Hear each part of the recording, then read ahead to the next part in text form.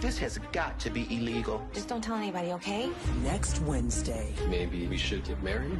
What? It's a night of reckoning on Sistas. How many men are you sleeping with? However many I want to.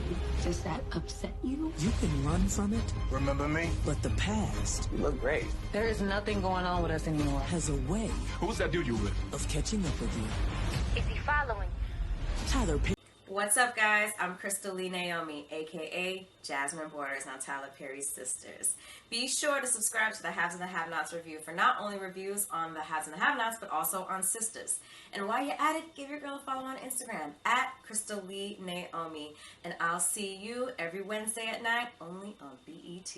All right, Sisters fans, you just saw the preview for this week's episode, Season 2, Episode 9, When I Get Home, airing December 2nd. Folks, please take a moment to hit the thumbs up button to show you like the video. Hit that subscribe button. Hit the bell notification icon and select all. That way you don't miss out whenever I post new content to the channel. And finally, follow me on social media. Links are in the description below. Here's the synopsis. Andy is uncomfortable with Gary's latest actions. Sabrina gives Maurice some advice to assist with his new troubles. Zach is confused by a co-worker's advances. All right.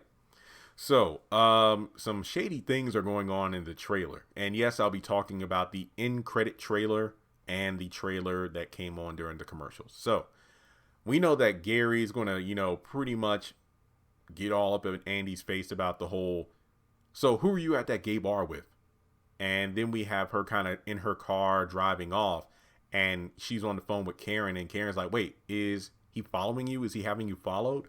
So somehow Andy gets away from Gary. Now, we don't know what goes on, like if Andy tells him off, if maybe Hayden or somebody comes to Andy's defense and she's allowed to go. Something goes down, but either way, Andy makes it out of there. We also have Sabrina on the phone with Maurice, and she pretty much asked Maurice to give Calvin a drug test, basically like, hey, one of the drug tests we give to screen our workers or to screen our employees, I want you to do that for Calvin. Probably like a way to say, hey, before you move in, just want to make sure, you're clean and everything. So I'm disappointed in Sabrina. I love Sabrina, but this is going back to the season 1 levels of immaturity and insecurity. Like, Maurice literally told you in last week's episode, be a mature adult and talk to Calvin about this situation. But no, instead of doing that, she's going to extreme lengths in order to, basically, she's doing everything to avoid having an adult conversation, even though when they were in bed together, she was the one to bring up being honest with each other. Come on now. But unfortunately, there's a scene where Alonzo pops up to encounter Maurice as he's leaving the bank, because Sabrina was nervous about Maurice being at the bank alone to begin with, but also the fact that, it would take him another couple hours to finish his report. So do you think Jacoby might rescue him? Who knows? Then Fatima's on the phone with Zach saying that, hey, I'm going to leave a house key over the door for you to come by later. And he jokes like, she didn't want to say this in front of the other guys, but he's like, oh no, I think they already know what's going on. Turns out Fatima is getting ready for the girls' night. I think she's wearing a black dress. Hayden pops up. Apparently those two had something going on in the past. But, Fatima's like, nah, we're all good. But remember that, Hayden kind of hinted at, those two hooking up as a thank you for helping out her girl Andy. So he might be coming over for that. But unfortunately, Fatima has somebody else. Then finally, here's something of note. I think it's the Danny Preston stuff being the last things of the episode. Oh, actually, there's another scene between Karen and Aaron. Aaron asked Karen about getting married, and it's like, wait, what? But I think it's because Karen, going off of what Pam was telling Karen about the whole, don't you think it's a sign for God? The first lady pops up randomly at your salon, and then she tells Aaron about it. I don't know, maybe that's God trying to say something. Ooh, we should get married. So I don't know. I think maybe it's the way the trailer is cut to make it seem like he's super serious about it, but maybe it's like a joke thing. But then again, it could just be for dramatic effect.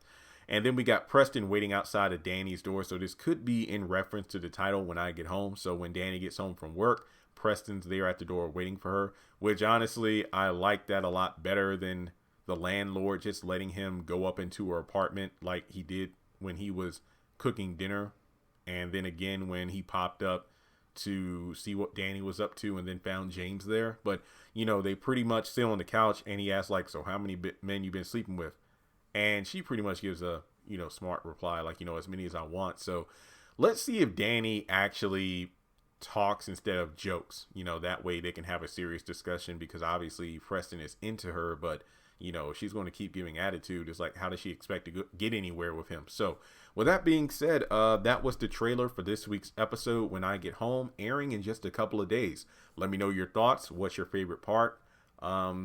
I think the cliffhanger is probably going to be Maurice and Alonzo, but I don't know what it means in the synopsis. Zach is confused by a co-worker's advances. Is he referring to Fatima? Or is he referring to a co-worker from the airport? Who knows?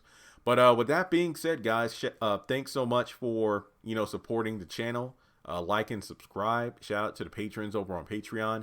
You can join in for as little as $1 a month. And if you want to donate just another way, feel free to do so on PayPal or Cash App. Thanks so much for tuning in, and I'll talk to you soon.